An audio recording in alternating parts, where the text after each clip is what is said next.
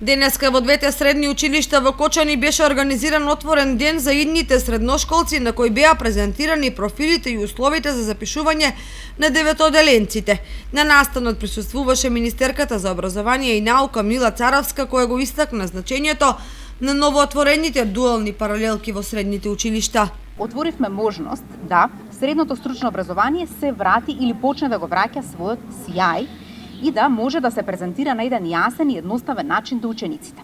Компаниите помогнаа во целото тоа, но за да може да презентираме кои се можностите кои што ги нуди средното стручно образование, кои се можностите кои што ги нуди дуалното образование или кои се идните работодавачи заинтересирани за припрема на ваков кадар, се прават во училиштата ваков тип на презентации преку штандови и промоција и на компаниите и на струките.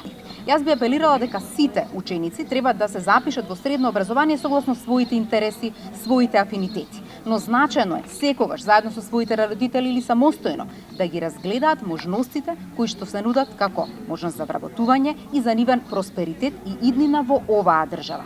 За да целото ова го поттикнеме и да ги насочиме учениците, Министерството за образование и наука и владата на Република Северна Македонија за сите дуални паралелки и тригодишните нудат стипендии од 3.500 денари за 9 месеци или во периодот на образование. Директорите на Средното општинско училиште Гошо Викентиев и Љупчо Сантов ги презентираа новите профили кои ги нудат кочанските средни училишта. Средното општинско училиште Гошо Викентиев за наредната година ќе распиша конкурс за 10 паралелки.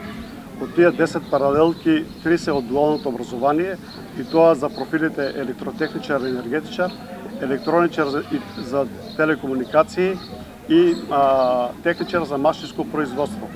Љупчо Сантов Кочани, покрај конвенционалните по 3 паралелки економски техничар и гимназиско образование, во овој момент може да се пофали дека во наредната учебна година 2021-2022 година ќе настапи со хемиски лабораториски техничар, за кој што уште сега гледаме дека интересот е побуден, како и бизнис администратор, кој што се надобрзува на економски техничар, меѓутоа по моделот на дуално образование.